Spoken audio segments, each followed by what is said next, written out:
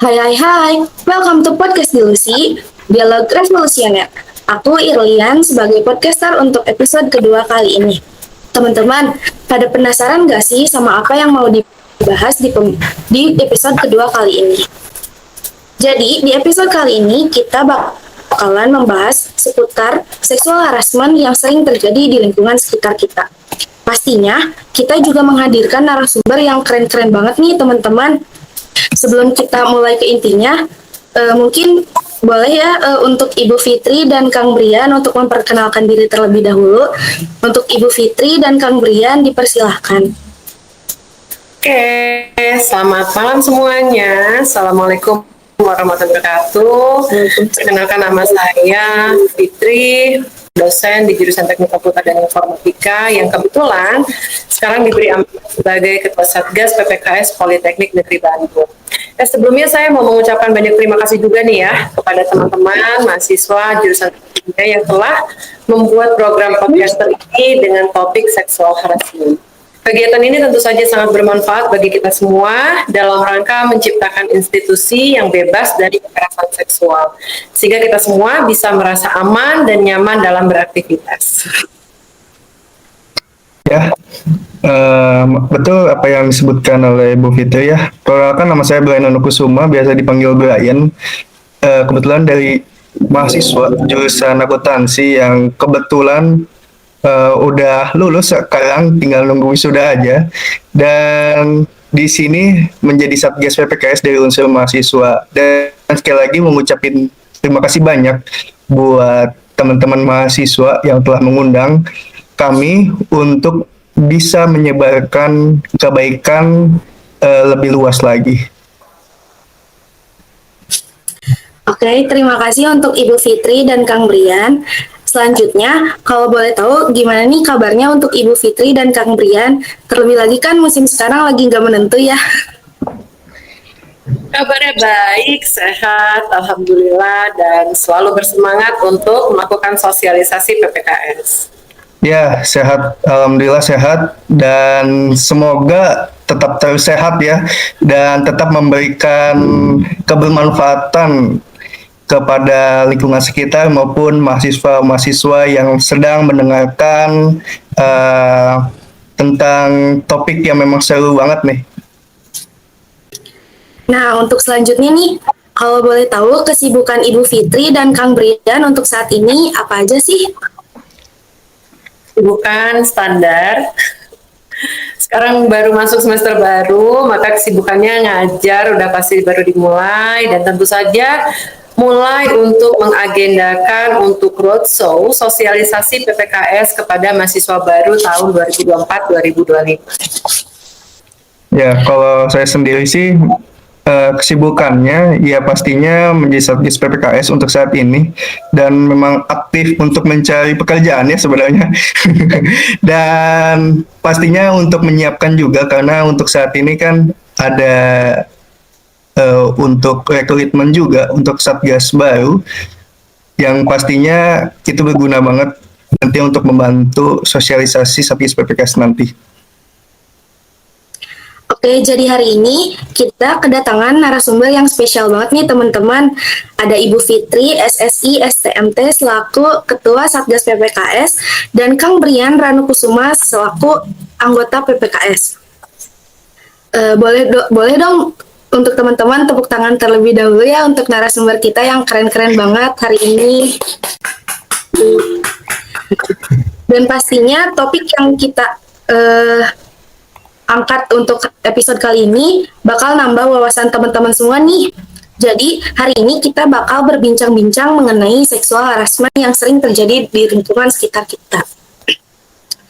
Kita masuk ke pertanyaan pertama ya. Mungkin ini yang paling umum dulu, dan mungkin boleh dijawab untuk Kang Brian terlebih dahulu. Pertanyaan yang umum, barangkali teman-teman yang nonton ada yang masih belum kenal nih sama Satgas PPKS. Jadi, Satgas PPKS itu apa sih, Kang Brian?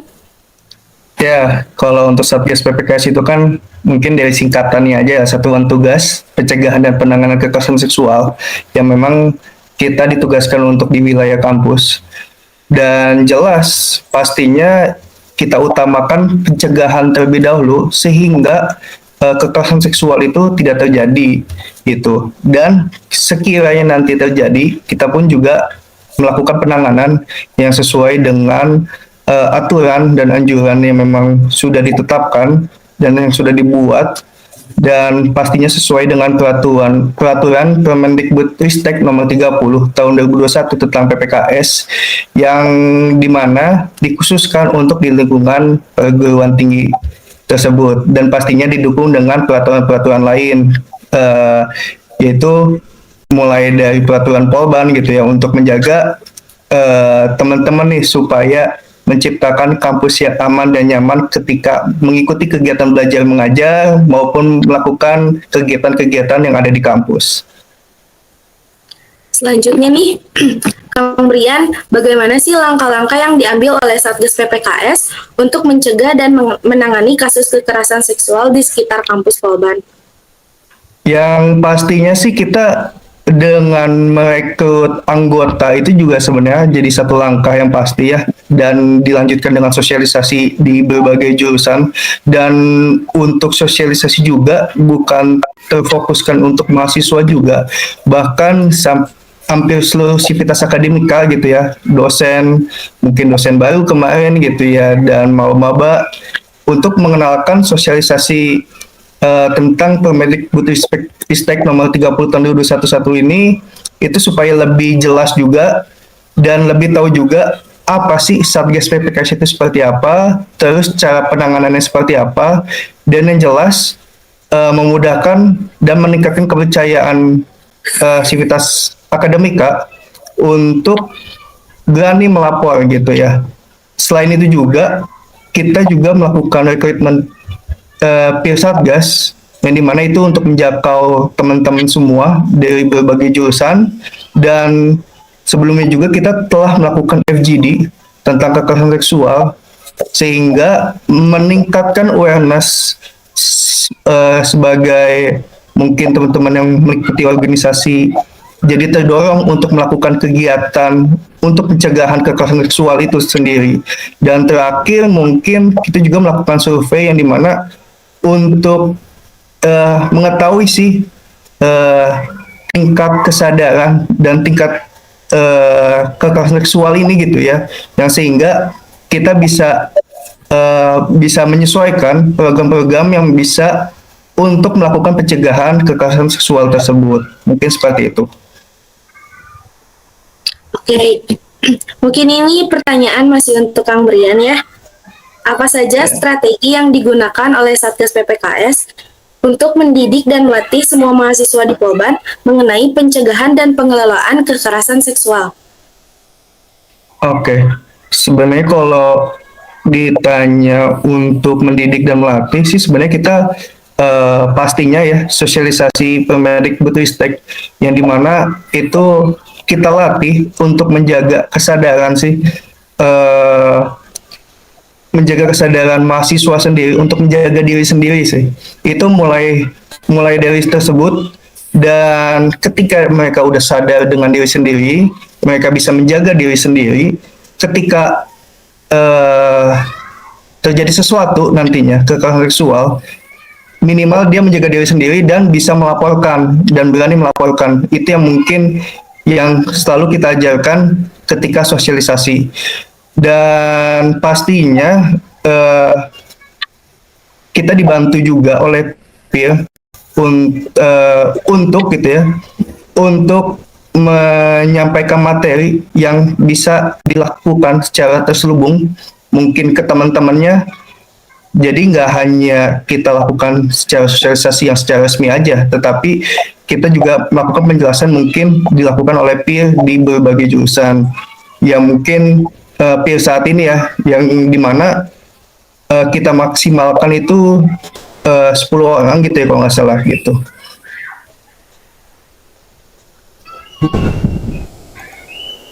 Terima kasih untuk Kang Brian. Selanjutnya ini pertanyaan untuk Ibu Fitri. Kalau untuk Ibu Fitri sendiri nih, selaku dosen di lingkup dosen dan staf di Polban, ada nggak sih sosialisasi atau pelatihan terkait kekerasan seksual ini? Oke, Mungkin saya sekalian melengkapi jawabannya dari Brian, nggak apa-apa ya? Boleh Ibu. Jadi ada beberapa program kerja Satgas PPKS yang memang ditujukan untuk mendidik, melatih kemampuan pencegahan dan penanganan kekerasan seksual. Jadi tadi sudah disebutkan bahwa kita tuh telah melakukan yang namanya rekrutmen peer Satgas. Nah, para peer ini diberikan materi terkait PPKS, teknik empati konseling, komunikasi asertif, teknik analisa kasus kekerasan, dan juga kami banyak berlatih untuk melakukan analisa kasus. Nah, para anggota peer ini disiapkan untuk menjadi rekan sebaya untuk mensosialisasikan terkait bagaimana melakukan tindakan preventif agar mencegah diri menjadi korban kekerasan seksual.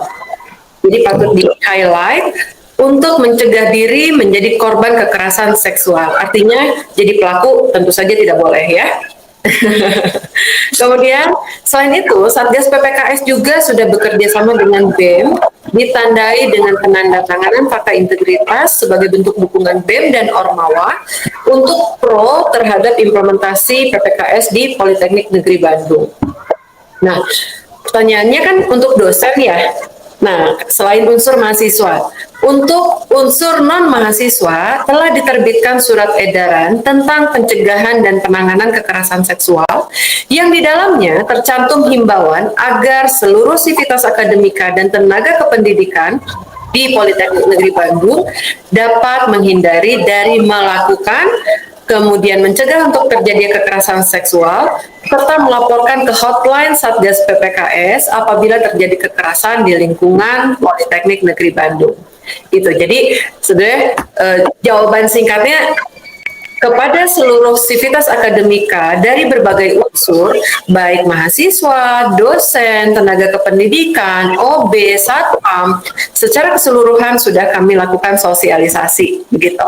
Yang mana di dalam kegiatan sosialisasi itu tentu saja ada materi-materi terkait dengan bagaimana melatih diri kita untuk lebih membangun awareness, tadi sudah disebut sama Brian, gitu ya. Nah, mungkin tadi terhadap Kang Brian ya Ibu, mungkin teman-teman serta aku sendiri ingin mengetahui mengenai bagaimana sih Satgas PPKS berkoordinasi dengan manajemen dan pihak berwenang lainnya dalam menangani kasus-kasus kekerasan seksual. Boleh mungkin sama Bu Fitri. Oke. Patut disyukuri, alhamdulillah, bahwa manajemen Politeknik Negeri Bandung sangat mendukung ditegakkannya PPKS ini, ya. Sehingga dalam tugas kami sebagai Satgas PPKS tidak menemukan kendala berarti karena kenapa? Semua program kerja Satgas PPKS itu selalu mendapatkan dukungan secara penuh. Gitu. Nah, untuk pihak berwenang lainnya, kita sudah menginisiasi kerjasama dengan PKBI. Mungkin PKBI itu adalah Perkumpulan Keluarga Berencana Indonesia. Kemudian untuk kerjasama internal, kita juga bekerja sama dengan BKP, bimbingan dan konseling. Gitu. Selanjutnya untuk Kang Brian lagi nih, masih berkaitan dengan pertanyaan yang tadi ya Kang, terkait strategi. Apakah dilakukan juga untuk warga Polban lainnya seperti dosen dan staf atau hanya ditujukan kepada mahasiswa saja? Oke. Berkaitan dengan pertanyaan tadi, mungkin kalau terkait strategi ya, bukan ditujukan kepada mahasiswa saja sih. Sebenarnya kita lakukan untuk seluruh sivitas akademika.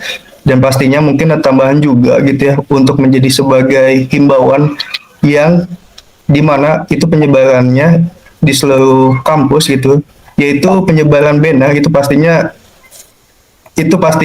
diperlukan sekali ketika contoh ya ketika maba datang mereka belum mendapatkan sosialisasi, mereka juga udah langsung lihat gitu ya berpakaiannya itu harus seperti apa, terus harus kayak gimana ketika terjadinya kasus kekerasan seksual.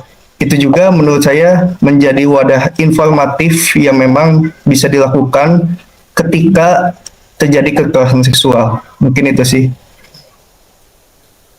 Selanjutnya untuk Kang Brian lagi, Bagaimana cara Satgas PPKS memastikan bahwa semua laporan tentang kekerasan seksual ditangani dengan baik, serius, dan sesuai dengan prosedur?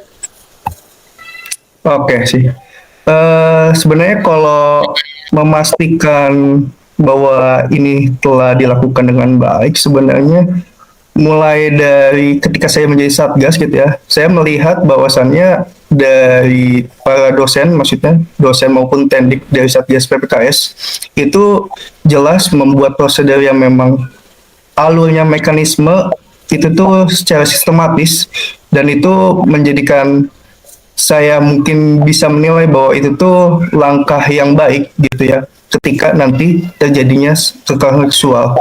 Dan dari saya sendiri mungkin memiliki pengalaman juga ketika ada laporan yang memang ingin disampaikan kepada kami gitu ya, itu memang pastinya harus ada saksi gitu ya, dan pastinya kita BAP dengan format yang memang selengkap mungkin, dan pastinya gitu ya dalam melakukan laporan ini gitu ya, dalam menjalankan laporan ini, kan banyak nih teman-teman yang mungkin nggak tahu gitu ya kasus apa sih gitu ya. Nah itu menjadi satu ciri khas yang mungkin bisa disebarkan ke Civitas Akademika, bahwasannya Satgas PPKS itu tetap menjaga kerahasiaan korban, tetap menjaga kerahasiaan dari pelaku tersebut. Dan pastinya mungkin kesimpulannya adalah jangan khawatir sih ketika laporan teman-teman itu dikhawatirkan gitu ya, pastinya bakal dilaporkan secara baik. Dan mungkin dari kesimpulan dari ini semua yaitu ingat sih bahwasannya apapun yang teman-teman laporkan ke Satgas PPKS itu menjadi tanggung jawab kami dan menjadi sebuah kerahasiaan yang memang tetap harus dijaga. Mungkin itu yang bisa saya sampaikan. Oke Kang, berarti dapat aku simpulkan bahwa dosen serta manajemen di sini sangat membantu khususnya dalam pembuatan laporan karena sangat melindungi dan karena sangat terlindungi dan sangat terjaga kerahasiaannya. Nah, Betul. Nah, untuk Ibu Fitri sendiri, ada nggak sih mekanisme yang dilakukan untuk melindungi pelapor dari kemungkinan pembalasan atau tindakan balas dendam setelah melaporkan kasus kekerasan seksual tersebut? Oke. Mekanisme perlindungan bagi pelapor kekerasan seksual itu dirancang untuk memastikan keamanan dan keselamatan mereka, serta mendukung mereka untuk proses pelaporan dan penanganan kasus. Ada beberapa mekanisme yang diterapkan di Satgas PPKS. Yang pertama tadi sebenarnya sudah dimention sama Kang Brian, bahwa kerahasiaan identitas ini menjadi hal yang paling penting. Ya, identitas pelapor dirahasiakan untuk mencegah tindakan balas dendam atau intimidasi dari pelaku atau pihak yang terlibat. Ya, karena mungkin yang membalas itu bukan terlapornya, tapi bisa jadi dia suruh orang gitu kan ya, itu memungkinkan gitu. Sehingga identitas dari pelapor itu kita rahasiakan. Yang kedua, pendampingan hukum dan psikologis. Kadangkala seorang pelapor itu perlu untuk diberikan pendampingan hukum untuk membantu mereka memahami proses hukum. Maka apabila diperlukan, Satgas PPKS itu akan bekerja sama dengan lembaga bantuan hukum yang direkomendasikan. Kemudian untuk pendampingan psikologis untuk membantu mereka menghadapi trauma dan tekanan selama proses yang berlangsung, kita akan bekerja sama dengan BKP dan meminta bantuan dari psikolog BKP.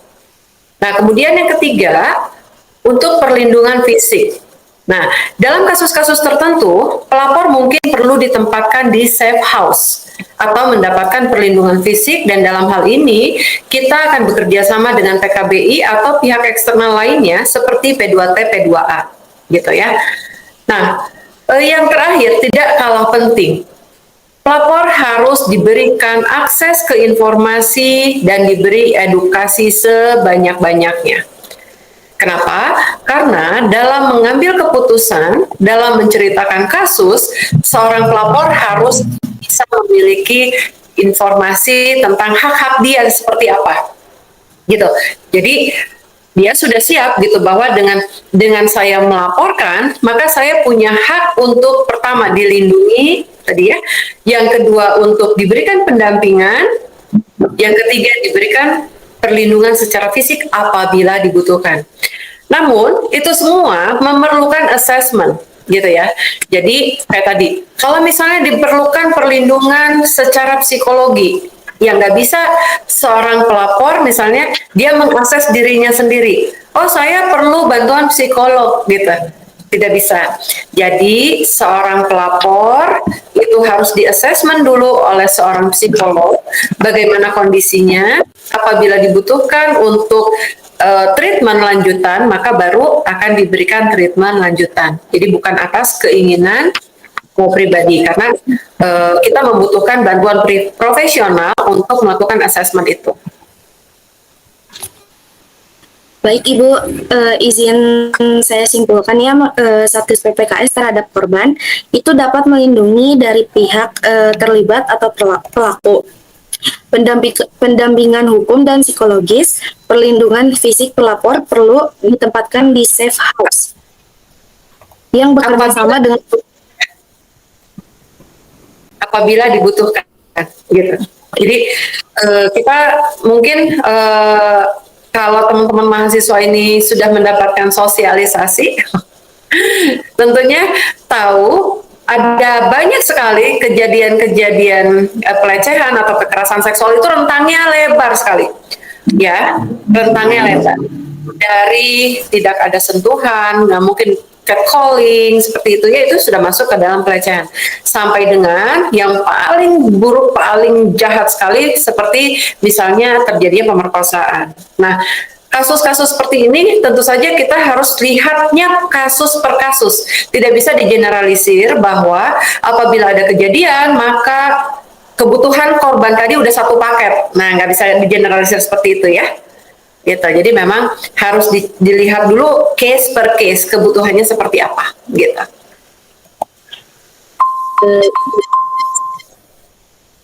Jadi perlindungan fisik pelapor yang perlu ditempatkan di safe house itu yang diperlukan saja yang bekerja sama dengan pihak yang lain. Nah, tadi mengenai apa yang akan diberikan terhadap pelapor, selanjutnya setiap kekerasan seksual kan pasti terjadi trauma yang ditimbulkan dari korban. Dari PPKS sendiri, apakah ada penanganan lebih lanjut terkait kesehatan mental untuk korban sendiri? Nah, untuk melakukan recovery terkait kesehatan mental untuk korban, itu kita akan bekerja sama dengan BKP. Sehingga tahapan awalnya akan dilakukan dulu assessment kebutuhan recovery-nya. Ya, apabila dari hasil assessment dibutuhkan penanganan lanjutan, maka akan direkomendasikan untuk dilakukan penanganan lanjutan dengan psikolog tersebut. Gitu. Jadi ada penanganan lebih lanjut terkait recovery mentalnya. Namun sekali lagi keputusan untuk dilakukan penanganan lebih lanjut itu harus berdasarkan assessment. Gitu. Selanjutnya mungkin untuk Kang Brian, sering ditemukan korban kekerasan seksual yang takut untuk melapor terkait hal yang sudah korban alami, seperti bercerita pada orang terdekat aja sulit gitu ya, apalagi untuk melapor. Bagaimana cara agar kita merasa aman dan berani untuk speak up terkait hal tersebut? Tentunya ke pihak yang tepat, tanpa perasaan takut yang berlebih. Oke, baik. Untuk saat itu sih, kalau memang di situasinya mereka takut melapor, pastikan dulu lembaga yang mereka ingin laporkan itu dengan fungsi yang pas pastinya, terus memiliki sifat-sifat yang sesuai dengan apa yang kita mau gitu. Contoh kayak Satgas PPKS nih, mungkin tadi udah saya sampaikan adalah kita selalu menjaga kerahasiaan identitas dari korban maupun pelaku gitu ya. Nah, di sini ketika kita udah tahu dan tahu track recordnya itu seperti apa, kita coba beranikan diri atau minimal kita bercerita dengan orang yang mungkin kita percaya, dan jangan sampai terlalu banyak cerita. Kadang yang banyak cerita juga ada yang cerita lagi ke temannya dan akhirnya menyebar gitu ya. Nah, mungkin tips yang bisa saya lakukan adalah bisa langsung aja gitu ya, seminimal chat ke Satgas, di hotline Satgas sendiri gitu ya.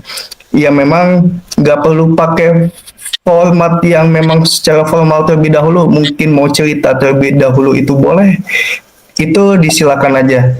Dan pastinya teman-teman harus juga memiliki hotline Satgas PPKS, dan pastinya jangan lupa untuk memfollow Satgas PPKS juga, karena di situ juga banyak panduan-panduan yang dimana bisa menjaga teman-teman untuk tidak takut untuk melapor, dan menjaga teman-teman juga supaya tidak tidak apa ya, merasa aman juga sih, karena udah berani ngelapor dan pasti bakal ada penanganan yang lebih lanjut gitu ya. Mungkin itu sih yang bisa disampaikan. Baik Kang Brian, terima kasih atas jawabannya. Nah, untuk teman-teman semuanya, tips and trik dari Kang Brian tadi, kita tidak boleh terlalu bercerita secara berlebihan, apalagi terhadap teman. Percaya terhadap teman itu boleh, tapi sewajarnya saja. Kalau memang kurang yakin, mungkin bisa langsung bercerita terhadap Satgas PPKS, atau langsung saja melaporkan jika merasa kurang nyaman. Selanjutnya, Kang Brian, korban kekerasan seksual kan seringkali memiliki perasaan benci terhadap dirinya sendiri atas hal buruk yang sering menimpanya. Kayak perasaan benci, tidak layak, juga perasaan maupun pemikiran negatif tentang dirinya. Menurut Kang Brian, gimana sih biar kita berhenti terlalu menyalahkan diri dan membenci diri sendiri kita? Oke, yang pertama sih jangan sering ditahan sih atas perasaan yang mungkin buruk gitu ya. Ya, semisal kayak benci terhadap diri sendiri gitu. Itu akui aja perasaan tersebut dan jangan ditahan. Mungkin bisa disampaikan gitu ya. Kalau mau lebih safe lagi, bisa disampaikan juga ke Satgas PPKS. Dan pastinya cari dukungan sih yang jelas. Dengan cari dukungan itu juga meningkatkan mental kita sih, supaya menjadi positif, tadinya negatif menjadi positif. Dan yang selanjutnya yaitu coba untuk selalu menjaga diri kita ketika kita lagi mungkin posisinya lagi di bawah. Jangan sampai hal-hal yang tidak sesuai dengan pedoman agama kita lakukan gitu ya. Itu jangan kalau bisa. Dan selalu ingatkan pada diri kita gitu ya, bahwasannya ini semua itu bukan salah kita gitu ya, tapi itu terjadi karena salah pelaku juga gitu ya. Dan yang selanjutnya mungkin bisa teman-teman lakukan terapi, atau mungkin bisa melakukan asesmen untuk mendapatkan penanganan psikolog di Satgas PPKS. Dan pastinya jangan lupa, ini mungkin penting banget sih untuk bergabung dengan kelompok yang memang baik, isinya positif gitu ya. Contoh gitu ya, mungkin kalau di Polban secara agama gitu ya, Assalam gitu ya, kan lingkungannya positif juga. Mungkin untuk meningkatkan juga kesadaran kita sih, untuk mendekatkan diri juga, bahwasannya kita hanyalah manusia yang tidak tahu arah dan tujuan kita nanti ke depannya seperti apa gitu ya. Hal yang kita jaga juga kadang kita tidak bisa gitu, bahwasannya kalau memang udah takdir ya mau gimana lagi gitu ya. Makanya setelah terjadi kekerasan seksual ini, harapannya sih bisa untuk mencoba recovery dan untuk memperbaiki lagi sih gitu. Karena hal ini semua kita tidak bisa apa ya, mendesain ke depan ya, kita mau jadi apa, kita bakalan seperti apa gitu ya. Mungkin itu sih yang bisa saya sampaikan. Nah, teman-teman podcast Dilusi, seperti yang kata Kang Brian tadi ya, kalau kita tuh kalau punya perasaan nggak nyaman itu jangan ditahan. Kalau emang nggak kuat, mending cerita ke orang yang kita percayai. Juga mungkin kata Kang Brian tadi betul juga, kita perlu menguatkan iman kita terhadap Tuhan. Selanjutnya untuk Ibu Fitri, di internet kan sering banget banyak kasus mengenai pakaian itu jadi alasan atau kambing hitam kasus kekerasan seksual. Menurut Ibu Fitri, bagaimana tanggapan akan hal tersebut? Karena berdasarkan data Komnas Perempuan tahun 2023, pakaian bukanlah penentu kasus kekerasan seksual yang terjadi, melainkan niat si pelaku. Nah, menurut tanggapan Ibu Fitri sendiri bagaimana? Saya setuju. Jadi kekerasan seksual itu terjadi karena memang pelaku aja sih yang kurang baik. Ya, pelaku tidak dapat mengontrol dirinya sendiri untuk tetap menghargai keputusan seorang individu dalam cara berpakaian. Namun pada prinsipnya jauh lebih baik mencegah daripada mengobati. Jadi apabila cara berpakaian atau cara bergaul kita membuka peluang untuk kita dilecehkan, saya pikir jauh lebih bijak apabila kita fokus untuk memperbaiki cara berpakaian dan cara berperilaku kita agar setidaknya dapat terhindar dari kejadian pelecehan seksual, atau dengan kata lain kita dapat mengurangi peluang kita untuk dilecehkan. Gitu. Nah, teman-teman, mungkin yang dapat aku simpulkan dari podcast awal sampai sekarang ini, bahwa kita harus pandai-pandai memilah dan memilih teman-teman. Seperti yang Ibu dan Kang Brian tadi sampaikan. Percaya sama orang lain boleh, tetapi jangan berlebihan. Dan sewajarnya saja. Dan kita harus selalu waspada terhadap lingkungan sekitar kita, baik itu perempuan maupun laki-laki. Jika memang teman-teman sudah tidak bisa menahan perasaan yang teman-teman rasa nggak nyaman, boleh banget teman-teman langsung hubungi Satgas PPKS yang ada di kampus Walban. Gak terasa ya Ibu dan Kang Brian, kita sudah berada di penghujung acara. Terima kasih banyak atas waktu dan kesempatannya. Mungkin saya akan mengajak Ibu dan Kang Brian untuk tagline terlebih dahulu ya. Kalau saya bilang podcast Dilusi, dialog revolusioner, Akang dan Ibu Fitri menjawab convo with information. Podcast Dilusi, dialog revolusioner, Convo with information. Terima kasih untuk Bu Fitri dan Kang Brian. Mungkin teman-teman yang mau join Satgas PPKS, kebetulan Satgas PPKS juga lagi open recruitment ya Ibu dan Kang Brian. Mungkin teman-teman kalau berminat untuk join ke Satgas PPKS bisa langsung mengunjungi sosial media atau Instagramnya Satgas PPKS Walban. Terima kasih. Betul. Terima kasih untuk Kang Brian dan Bu Fitri atas waktunya. Terima kasih banyak. Maaf mengganggu. Ya, makasih banyak. Saya tutup podcastnya. Terima kasih. Wassalamualaikum warahmatullahi wabarakatuh. Waalaikumsalam. Waalaikumsalam warahmatullahi wabarakatuh. Terima kasih banyak ya.